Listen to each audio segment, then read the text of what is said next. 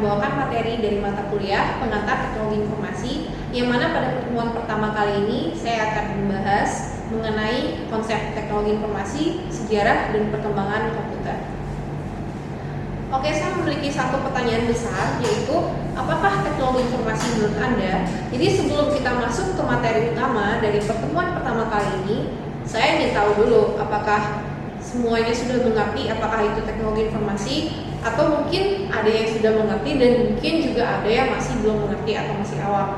Jadi sekarang kita akan bahas mengenai definisi teknologi informasi menurut para ahli. Jadi menurut para ahli, di sini saya mengutip dua definisi, yaitu yang pertama menurut Hack dan Kin pada tahun 1996 yang mengatakan bahwa teknologi informasi itu merupakan seperangkat alat yang membantu seseorang bekerja dengan informasi dan melakukan tugas-tugas yang berhubungan dengan pemrosesan informasi.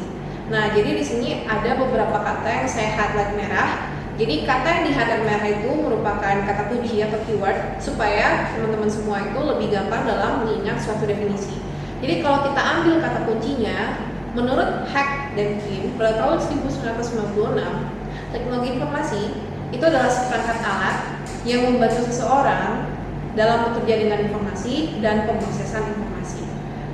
Di definisi kedua, definisi menurut Williams dan Sawyer pada tahun 2003 yang mengatakan teknologi informasi itu tidak hanya terbatas pada teknologi komputer yang digunakan untuk memproses dan menyiapkan informasi, tapi juga mencakup teknologi komunikasi yang untuk mengirimkan suatu informasi. Nah, di sini di definisi yang kedua ini, ketika kita gabungkan kata kuncinya, itu adalah teknologi informasi tidak hanya terbatas pada teknologi komputer, namun juga mencakup teknologi komunikasi yang digunakan untuk mengirimkan suatu informasi. Jadi definisi secara umum, ketika kita menggabungkan dua definisi ahli ini, itu adalah teknologi informasi merupakan seperangkat alat yang membantu seseorang dalam bekerja dengan informasi, yang mana seperangkat alat ini tidak terbatas hanya pada teknologi komputer, melainkan juga mencakup teknologi komunikasi untuk mengirimkan suatu informasi. Nah, jadi kalau misalnya teman-teman semua berpikir teknologi informasi itu hanya melulu soal komputer, soal PC, soal laptop, itu sama sekali nggak benar. Jadi sebenarnya handphone, segala sesuatu yang kita gunakan untuk mengirim suatu informasi itu juga merupakan teknologi informasi. Baik, selanjutnya kita akan lanjut ke sejarah perkembangan komputer. Yang mana di sini saya akan menceritakan secara singkat sejarah pertama kali ditemukannya komputer hingga tahun ini. Jadi dari tahun 1946 hingga di tahun 2020 saat ini. Yang mana pada tahun 1946 itu komputer generasi pertama ditemukan. Yang mana komputer generasi pertama itu masih menggunakan sebuah tabung vakum sebagai komponen dasarnya. Seperti apa sih gambarannya? Nanti kita akan lihat di slide selanjutnya. Jadi saya juga akan memberikan contoh gambaran dari komputer di generasi selama sejarah perkembangan komputer ini.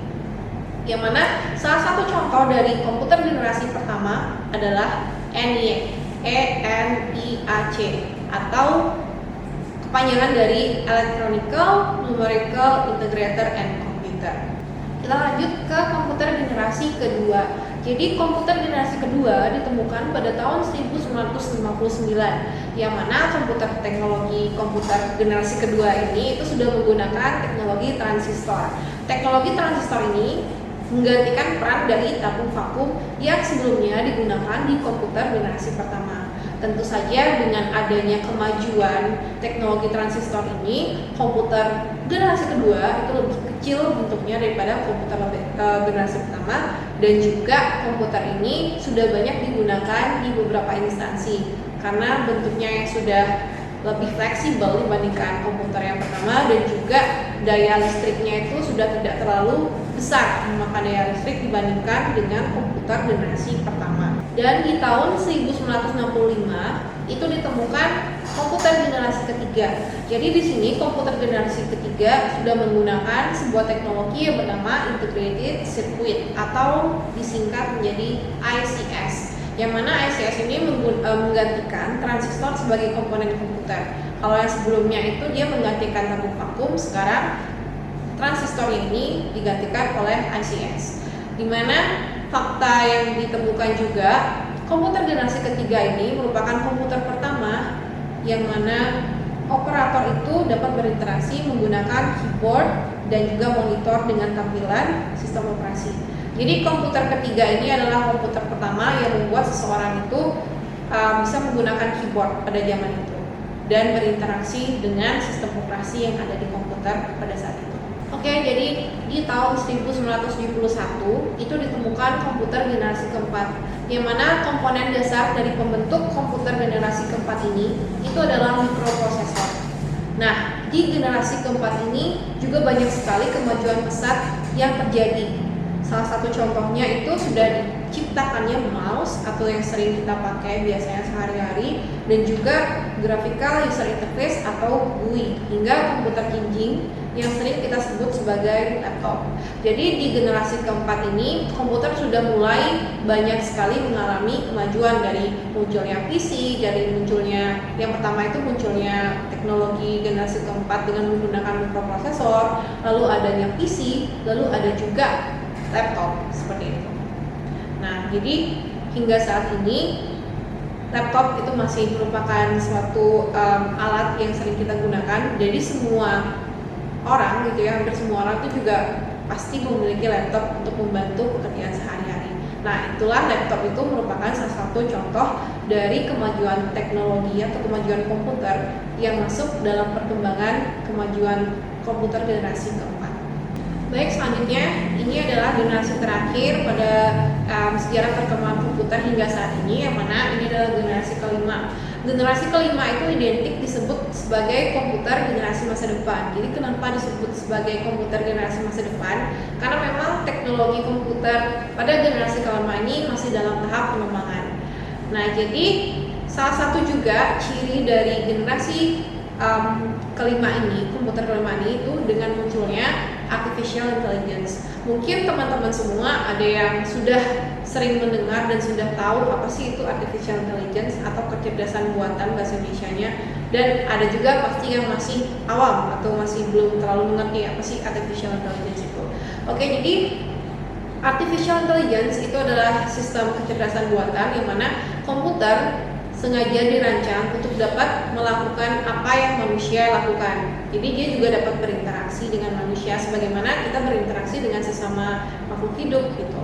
Nah, contoh yang paling sering kita temukan artificial intelligence itu ada pada robot. Jadi mungkin teman-teman semua udah pernah mendengar ya, Jepang itu salah satu negara yang paling sering menerbitkan atau memproduksi robot, yang mana robot mereka sangat canggih. Dan robot-robot mereka itu sebenarnya sudah ditanamkan sistem kecerdasan buatan ini atau sering kita sebut sebagai artificial intelligence. Jadi robot ini dapat berinteraksi dengan manusia dan dapat menjawab apa yang kita tanyakan, dapat menanggapi sentuhan kita, dapat menanggapi apapun yang kita lakukan selayaknya kita ngobrol sama manusia juga gitu. Cuma hingga saat ini belum ada robot yang benar-benar 100% bisa menyamai apa yang manusia lakukan, karena ya robot hanyalah sebuah teknologi berbeda dengan manusia. Teknologi juga dibuat oleh manusia kan, jadi hingga saat ini setahu saya memang belum ada robot yang bisa menyamai 100% dengan apa yang manusia lakukan. Nah, jadi robot dan artificial intelligence ini merupakan salah satu contoh dari kemajuan teknologi di generasi kelima. Oke, jadi selanjutnya saya akan melihatkan contoh-contoh dari komputer generasi pertama hingga ke generasi kelima. Jadi ini hanya berupa gambar. Ini komputer generasi pertama yang masih menggunakan tabung vakum itu sebagai komponen dasarnya, itu pada tahun 1946. Lalu kita lanjut ke komputer generasi kedua pada tahun 1959, yang mana komputer vakum itu sudah digantikan dengan transistor. Lalu pada generasi ketiga itu pada tahun 1965 itu sudah ditemukan komputer yang menggunakan teknologi ICS. Dan pada tahun 1971 ini komputer generasi keempat. Jadi mulai ditemukannya komputer yang gampang dibawa kemana-mana, pemasangannya juga gampang dan sangat banyak diproduksi pada tahun itu, yaitu penemuan PC hingga laptop. Dan pada tahun 2020 saat ini hingga masa depan atau komputer generasi kelima itu masih bertahan pada perkembangan teknologi yang bernama artificial intelligence atau sistem kecerdasan buatan. Nah, jadi salah satu contohnya itu adalah diciptakannya robot, yang mana robot ini dapat berinteraksi dengan manusia selayaknya manusia berinteraksi dengan makhluk sosial, jadi sesama manusia. Oke, jadi kita lanjut ke klasifikasi komputer. Yang mana klasifikasi komputer ini itu diklasifikasikan, komputer itu diklasifikasikan berdasarkan ukuran, data masukan yang diolah, dan fungsi sistem. Kalau berdasarkan ukuran, itu ada superkomputer, mainframe, workstation, dan mikrokomputer. Sedangkan berdasarkan data yang diolah, itu ada komputer analog, komputer digital, dan komputer hybrid. Yang terakhir, berdasarkan fungsi, itu ada embedded IT system, dedicated IT system, dan general purpose IT system. Kita langsung aja bahas dari klasifikasi berdasarkan ukuran. Nah, di sini ada superkomputer. Jadi superkomputer itu merupakan jenis komputer yang memiliki kecepatan proses paling cepat, ya, berdasarkan namanya superkomputer. Dia ukurannya juga besar dan pemrosesannya paling cepat. Biasanya komputer ini itu digunakan untuk menangani aplikasi yang melibatkan perhitungan yang kompleks. Oke, klasifikasi berdasarkan ukuran selanjutnya itu ada di mainframe. Jadi mainframe itu disebut juga sebagai komputer besar, mirip-mirip sama superkomputer. Hanya saja mainframe itu digunakan pada perusahaan yang memiliki pemrosesan data atau yang menangani pemrosesan data dengan volume yang besar atau dengan jumlah data yang besar juga. Untuk selanjutnya, klasifikasi berdasarkan ukuran yaitu ada pada workstation. Nah, yang mana workstation ini merupakan komputer yang mesinnya itu dikatakan powerful, yaitu di komputer ini segala pekerjaan itu dapat diselesaikan. Komputer ini juga memiliki kemampuan untuk menyelesaikan perhitungan yang rumit, jadi mirip-mirip sama komputer yang kedua tadi. Yang mana komputer ini menggunakan Unix atau beberapa sistem operasi NT dan dilengkapi dengan prosesor RISC yang powerful seperti digital alpha atau MIPS. Selanjutnya, klasifikasi berdasarkan ukuran. Yang terakhir ada mikrokomputer. Jadi komputer mikro atau mikrokomputer itu merupakan komputer personal atau PC.